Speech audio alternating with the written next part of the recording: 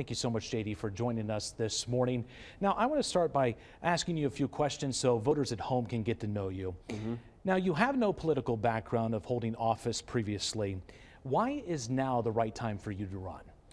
Well, I think the country is in a pretty tough spot. I think we have a lot of very serious problems. We have a lot of problems that I care a lot about. So, one of the things I've been talking about for the last few years is big tech censorship in our economy. The fact that we basically let 4 or 5 companies control what people are allowed to say, how they're allowed to say it. I also really care, I come from Middletown, Ohio. I really care about whether we have good manufacturing jobs in this country, which we're not going to do if we basically ship our entire industrial base off to the Communist Chinese Party. I think both of those issues are very live right now, and I think if you want to do something about them, one way to do it is to jump into public office, make an argument to voters, and then hopefully get to D.C. so I can actually serve the voters of Ohio on those issues. You have a deep connection to middle-class America, growing up in Middletown. Sure. How does that experience help you address some of these issues with voters? Well, I think I understand the perspective of a lot of people, right? I mean, I know that one of the issues we have right now is you see whether it's gasoline, food, used cars, things are getting more and more expensive in our country right now. That's a big problem if you're a middle class person, especially if you're a senior living on a fixed income. So I think I bring a perspective that a lot of politicians don't have, having grown up in a family where we actually did struggle financially from time to time. And that perspective is definitely going to influence and inform how I think about these questions. Now, just recently, you openly called for people to defy President Biden's vaccine mandate plan. Why is that, and what is your plan to get the pandemic under control? Yeah, I think, first, we do have a very serious pandemic, and it's all important for us to recognize that. At the same time, we live in a country where we generally respect our fellow citizens' ability to make these decisions for themselves. So I've encouraged people in my family who are at risk to get the vaccine. I'm not anti-vaccine, I'm just pro-choice on this question. I think people have to make the decision for themselves, especially with a new vaccine, a new pandemic. Things are just changing so quickly. At the end of the day, I think that our best way to get the best way to get the pandemic under control is to continue to research good drugs that reduce the death rates, that reduce the hospitalization rates. I happen to believe, as unfortunate as it is, that COVID is probably here forever. It's probably the sort of thing where every couple of years, maybe every year, there's a COVID wave that affects the country. I don't like that. I don't want that to be true, but I think that's the reality we have to deal with. And so we have to balance managing the pandemic also with getting back to our lives and making sure that our kids have a good life, that our small businesses are able to operate. And that balancing act is the job of our leaders.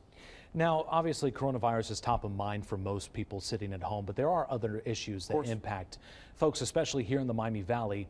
If you are elected to be the senator, replacing Ohio Senator Rob Portman, what issues do you think impact Ohioans the most and that you're willing to tackle on Capitol Hill?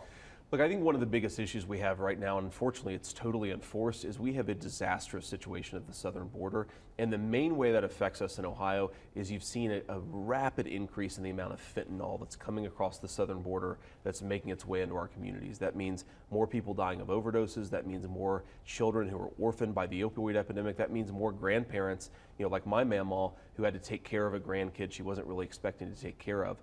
So I think the southern border is the one issue where we have to get it under control very quickly, or it's going to continue to cause a lot of problems for our country. That's a short-term issue. I think a longer-term issue is how do we put more good manufacturing jobs back in southwestern Ohio and all across the state of Ohio. You cannot have a real prosperous middle class when you're losing millions of middle-class manufacturing jobs to the Chinese Party. And you don't have real prosperity if you depend on a country that hates you to make all your critical stuff. So I think long term, we've got to be a country that makes stuff again, that employs middle class people to do it.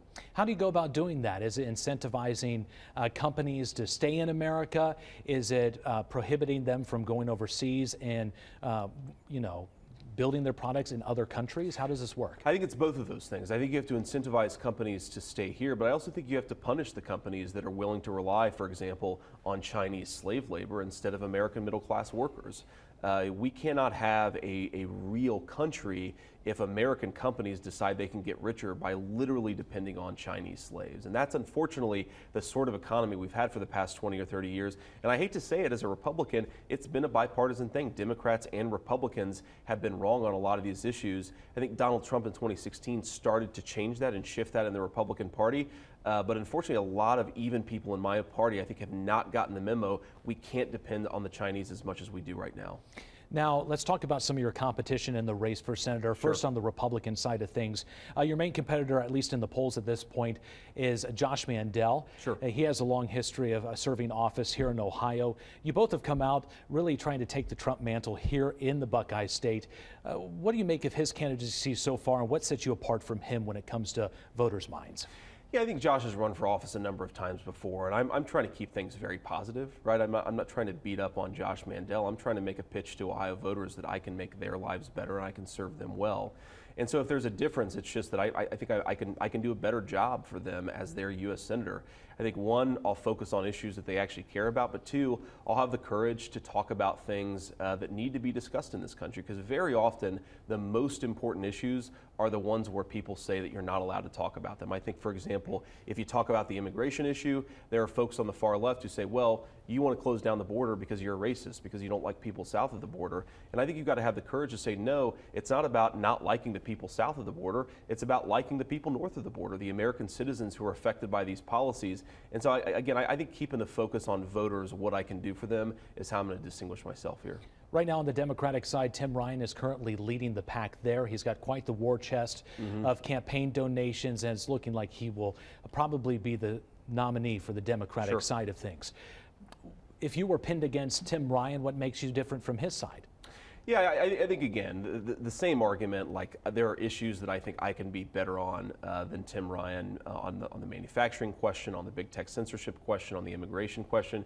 Yeah, but at the end of the day, I think Tim Ryan has had 20 years in Washington, D.C., and a lot of the problems I care most about, the heroin epidemic, the manufacturing crisis in our country, those problems have gotten worse. And so at the end of the day, I think only in politics are people can they fail and expect to be promoted upward. I think my argument is just, you've had your chance, you haven't delivered for people. I actually have some ideas for how to make people's lives better.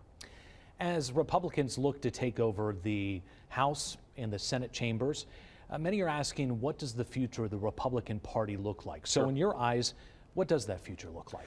Look, I think we have to be a pro-working and middle-class party. I think if you look at who's voting Republican now as opposed to 30 years ago, it's a lot of middle-class American workers, people who are patriotic, they love their country, they want their kids to go to good schools, but they're not the country club set that depends maybe on investment income. They primarily go to work for a living, they make things, they work in the fields that keep our economy and keep our communities going.